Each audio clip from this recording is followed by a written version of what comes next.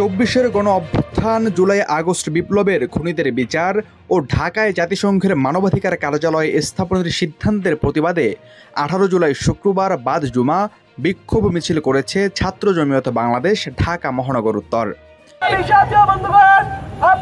বিক্ষোভ পূর্ব সমাবেশে বক্তব্য রাখেন সংগঠনের কেন্দ্রীয় ও নগর নেতৃবৃন্দ। ১৯৯ বছরের গোলামীর জিন্দেগি থেকে এই উপমহাদেশকে মুক্ত করেছে জমিয়ত উলামা ইসলাম।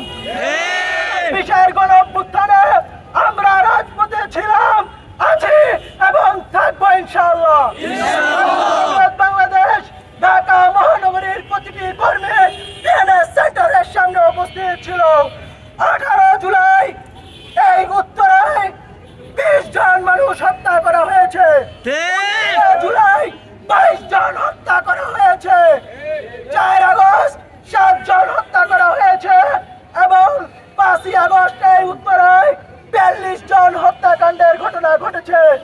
এই উত্তরায় গত জুলাইয়ে মোট ৯২ জনের মতো হত্যাকাণ্ডের ঘটনা ঘটিয়েছে আওয়ামী লীগ সরকার। সারা দেশের ২০০০-এর উপরে ছাত্র জনতার যে হত্যাকাণ্ডের ঘটনা, আমরা আজও সেই হত্যাকাণ্ডের দৃশ্যমান কোনো বিচারকাণ্ড দেখতে পাচ্ছি না। পাশাপাশি আমরা দেখতে পাচ্ছি অন্তর্বর্তীকালীন সরকারকে দুঃসাহস দেখাচ্ছে।